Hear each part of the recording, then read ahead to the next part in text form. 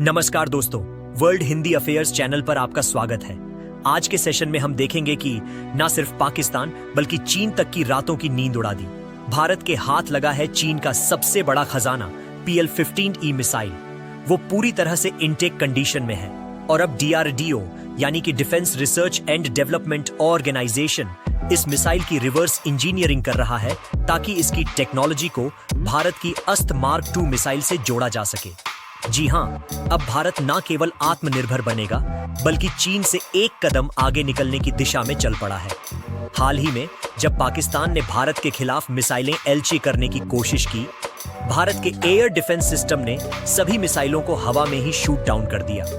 कोई भी मिसाइल भारत की किसी इंपॉर्टेंट साइट या मिलिट्री बेस तक नहीं पहुंची। लेकिन कहानी यही नहीं खत्म होती।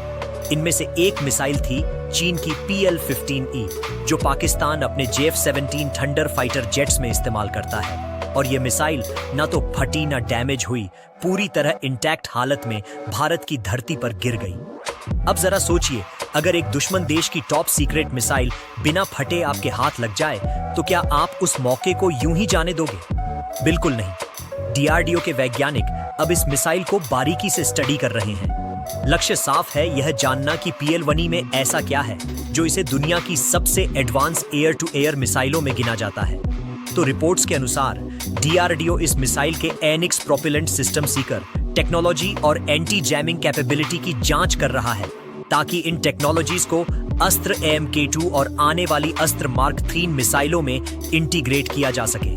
यानी अब भारत अपने मिसाइल प्रोग्राम में चीन से सीधे मुकाबले की तैयारी कर रहा, वो भी चीन की ही टेक्नोलॉजी से सीखकर। ये कोई पहली बार नहीं है जब किसी देश ने दुश्मन की मिसाइल या टेक्नोलॉजी को रिवर्स इंजीनियरिंग किया हो।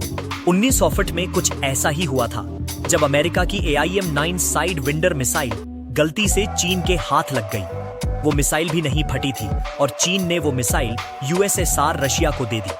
रशिया ने उस पर रिवर्स इंजीनियरिंग की और वही टेक्नोलॉजी आगे चलकर K-13 मिसाइल के रूप में आई, जिसका इस्तेमाल बाद में वियतनाम और खुद चीन ने भी किया।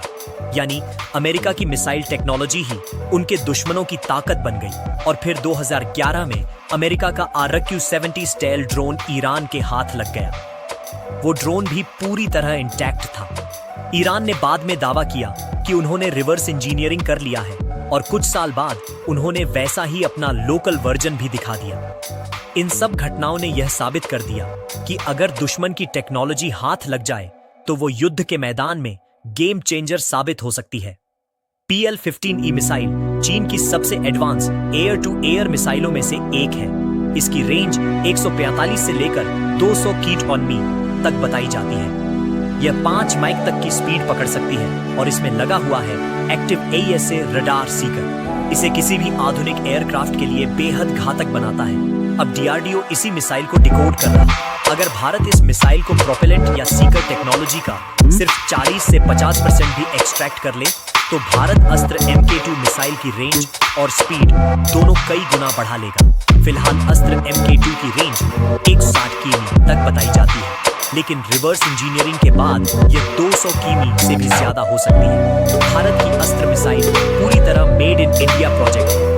इसमें indigenous AESA radar Sikar, dual pulse motor और लॉक ऑन आफ्टर लॉन्च जैसी कैपेबिलिटी है। अगर चीन की PL-1E मिसाइल की टेक्नोलॉजी इस पर जुड़ती है तो यह मिसाइल एशिया में किसी भी एयर टू एयर मिसाइल से कम नहीं होगी। यह भी माना जा रहा है कि DRDO इस मिसाइल के इलेक्ट्रॉनिक सिग्नेचर, गाइडेंस सिस्टम और एंटी जैमिंग आर्किटेक्चर को भी स्टडी कर रहा है ताकि भविष्य में इंडियन एयर डिफेंस सिस्टम को इन मिसाइल के खिलाफ और भी बेहतर बनाया जा सके। यह पूरा मामला पाकिस्तान के लिए तो डबल झटका है। पहली यह कि उसकी मिसाइल भारत तक पहुंचने से पहले ही नाकाम हो गई। दूसरी, उसकी ही मिसाइल भारत के लिए रिसर्च मटेरियल बन चुकी है। 2022 के बाद अपनी टेक्नोलॉजी को पूरी तरह सुरक्षित रखा वैसा पाकिस्तान नहीं कर पाया। 4 साल में वह एक भी रिवर्स इंजीनियरिंग प्रोजेक्ट नहीं कर पाया। लेकिन भारत ने जैसे ही PL-15E मिसाइल अपने हाथ ली, रिसर्च उसी वक्त शुरू हो गई और ये दिखाता है कि भारत की साइंटिफिक और डिफेंस इंफ्रास्ट्रक्चर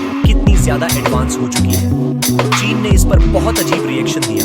उन्होंने कहा कि जो मिसाइल भारत के पास है वो एक्सपोर्ट वर्जन है, असली नहीं है। लेकिन चीन के इस बयान में डर साफ झलकता है, क्योंकि एक्सपोर्ट वर्जन में भी अगर भारत को ऐसे रडार जैसी चीजों की जानकारी मिल गई तो यह चीन के लिए खतरनाक से भी खतरनाक साबित होगा, क्योंकि भारत की वैज्ञानिक क्षमता अब उस लेवल पर पहुंच चुकी है जहां भारत कॉपी नहीं करता बल्कि कॉपी को बेहतर बना देता है। खैर, आज भारत दुनिया के उन चंद देशों में शामिल हो चुका है जो खुद की मिसाइलें, खुद के इंजन और खुद के एयर डिफेंस सिस्टम बना रहा है। और अब चीन का यह गिफ्ट भारत के लिए एक नया अध्याय खोल सकता है, एक ऐसा अध्याय जिसे भारत सिर्फ डिकोड नहीं करेगा बल्कि डोमिनेट करेगा। दोस्तों, अपनी राय नीचे कमेंट बॉक्स में जरूर बताइए। आपका एक कमेंट हमें अगली वीडियो के लिए हिम्मत और जोश देता है। अगर आपको वीडियो अच्छी या जानकारीपूर्ण लगी हो तो लाइक करें, दोस्तों के साथ शेयर करें और चैनल को सब्सक्राइब करना मत भूलें, ताकि आने वाली हर नई वीडियो सबसे पहले आप तक पहुंचे। मिलते हैं अगले वीडियो में नई जानकारी और नए जोश के साथ। जय हिंद, जय भारत।